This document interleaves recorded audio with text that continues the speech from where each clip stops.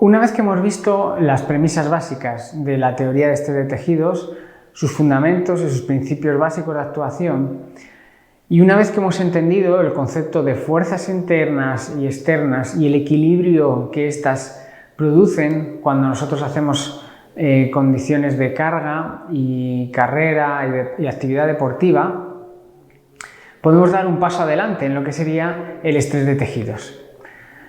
Bien, en el año 2002, Müller y Maloof son dos fisioterapeutas dedicados también a problemas musculoesqueléticos y especialmente con mucho interés en el campo también del pie diabético. Publicaron este artículo titulado Tissue Adaptation to Physical Stress, a Proposed Physical Stress Theory, a Guide to Physical Therapist Practice, Education and Research. Básicamente, ellos proponen un modelo que es lo que ellos denominan la teoría de estrés físico y que puede considerarse como un paso más allá de la teoría inicial de estrés de tejidos o una continuación de lo que sería la teoría inicial de estrés de tejidos propuesta por McPoyle y Ham. Esta teoría de Müller y Maloof está centrada en el estrés físico y el efecto que este estrés físico tiene sobre los diferentes tejidos biológicos. La premisa básica sobre la que se basa es que los cambios en los niveles relativos de estrés físico producen una respuesta predecible en todos los tejidos biológicos y esta es la clave de esta idea de estos autores. Se puede predecir cuál va a ser la respuesta o el comportamiento del tejido al estrés físico que se le produce. ¿Qué significa esto? Vamos a ver, esta es otra imagen también copiada del artículo original de Müller y Maloof en 2002.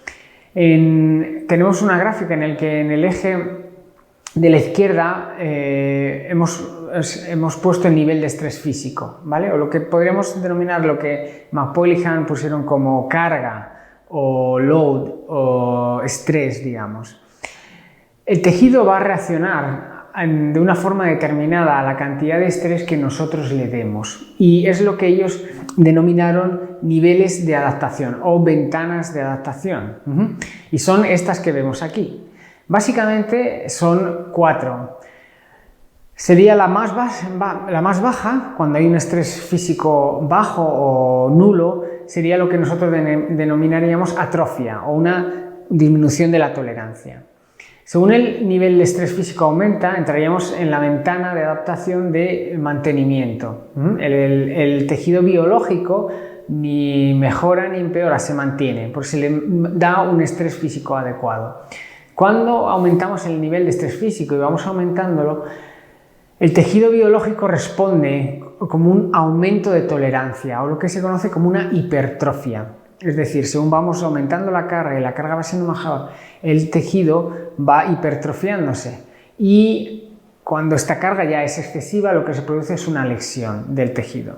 Estos serían los 4 niveles entonces, la disminución de la atrofia, cuando el nivel de estrés físico es prácticamente nulo, o sea, el mantenimiento, la hipertrofia, el aumento de la tolerancia o la lesión.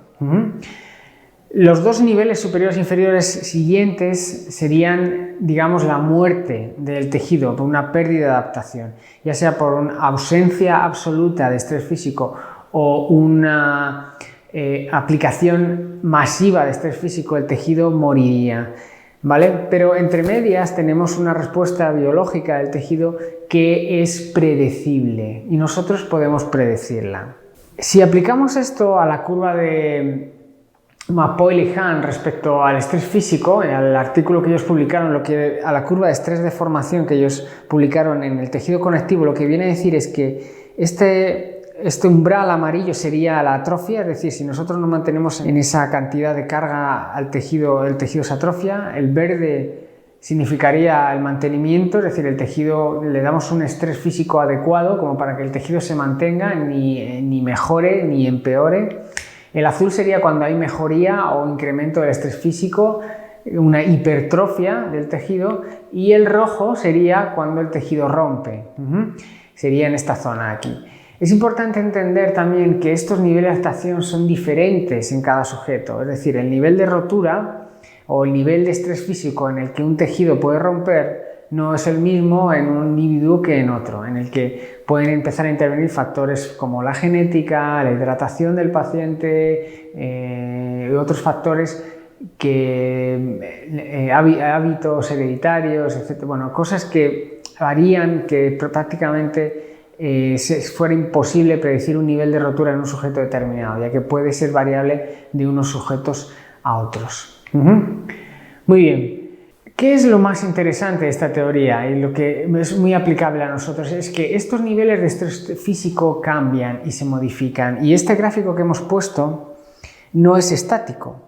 Estas serían las condiciones de normalidad, y aquí estarían los pacientes, su gráfica respecto al estrés físico con las 4 adaptaciones que tienen: la atrofia, el mantenimiento, la hipertrofia o la lesión.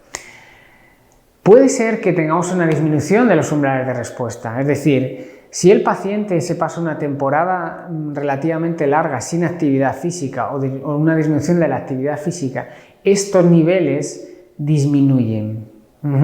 Y a partir de entonces lo que entendemos es que para que el paciente se lesione necesita una carga menor que la que tenía antes de que estuviera este tiempo en reposo.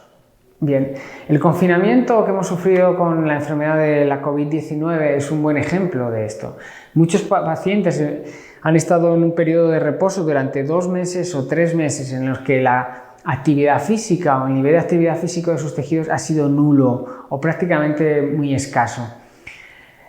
Y esos pacientes, al intentar volver a hacer su actividad o a los niveles de actividad que tenían antes, han empezado a lesionarse, porque claramente ha habido una disminución de los umbrales de respuesta. Básicamente ese tejido no estaba preparado para realizar esa actividad después de un periodo de desadaptación o un periodo en el que la actividad física ha sido tan bajo que sus niveles ahora se han lesionado, han cedido de forma que el paciente se empieza a lesionar. Puede ocurrir lo contrario, que es lo que ocurre cuando hacemos entrenamiento, que los niveles de umbrales de respuesta aumentan, de tal manera que la carga física que antes simplemente nos hacía mantenimiento, ahora ya no es suficiente para hacer mantenimiento y necesitamos aumentar esa carga física para que el tejido vaya hipertrofiándose cada vez más. O digamos que el nivel de lesión en el que antes se producía en el tejido aumenta. El ejemplo más evidente de esto es preparar un maratón, es correr un maratón.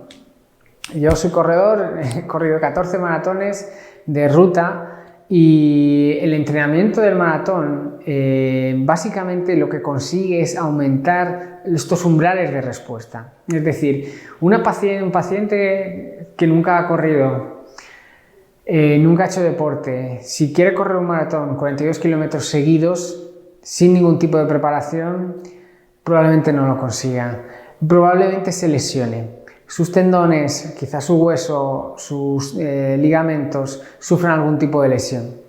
Sin embargo, si ese paciente sufre o se somete a un entrenamiento durante 1 año o 9 meses en los que semanalmente y mensualmente él va aumentando la carga de entrenamiento a nivel de estrés físico, llegará un momento en el que sus tejidos empiezan a hipertrofiarse y podrá hacer esa distancia, los 42 kilómetros, correrlos sin lesionarse. Es el mismo paciente, es la misma distancia. Lo que ha variado en ese tiempo ha sido el entrenamiento, ha sido la adaptación del tejido. El tejido ha sido capaz de adaptarse al entrenamiento de tal manera que él puede correr 42 kilómetros sin lesionarse, cosa que hubiera sido muy poco probable que hubiera hecho si hubiera corrido 42 kilómetros sin prepararse. El nivel de estrés físico a que el tejido pueda adaptarse es prácticamente nulo. Esto se aplica a todos los tejidos conectivos. En el hueso, aquí tenemos una gráfica de lo que sería el nivel de estrés físico de atrofia normal, hipertrofia excesivo aplicado al hueso. La atrofia significa una disminución de densidad ósea, una disminución de la fuerza de rotura del hueso.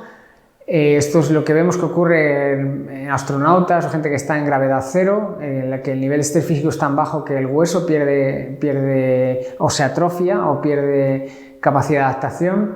Normal, alto, normal, no se producen cambios en el hueso. En cambio, cuando el nivel de estrés físico es alto, se produce una hipertrofia, aumenta la densidad ósea, aumenta la fuerza, ¿vale? Y también el hueso es más difícil de romper en ese momento, ya que ha aumentado la densidad ósea del mismo. Cuando el nivel de estrés físico es excesivo, sí que se puede producir una lesión que es la microfractura o la fractura. Aplicado al músculo, la analogía es exactamente igual, es decir, podríamos tener proteínas contráctiles, una disminución de las proteínas contráctiles, una disminución del diámetro de las fibras musculares, una disminución de la fuerza tensional. Cuando es normal no hay cambios. Cuando se hipertrofia el músculo por un nivel de estrés físico alto, se produce un aumento de las proteínas contráctiles, un aumento del diámetro de la fibra muscular, un aumento de fuerza tensional. Y cuando es excesivo el estrés físico, se produce una lesión. En el tendón ocurre igual. La hipertrofia produce una disminución del área seccional, la hipertrofia un aumento del área seccional, el tendón engorda y puede llegar a romper y a tener una rotura fibrilar. Ocurre lo mismo en el ligamento, en el cartílago y en la piel. Esta tabla nos muestra cuáles son los cambios histológicos que sufre el tejido en respuesta a un nivel de estrés físico variable, tanto si es bajo como normal, como alto, como excesivo.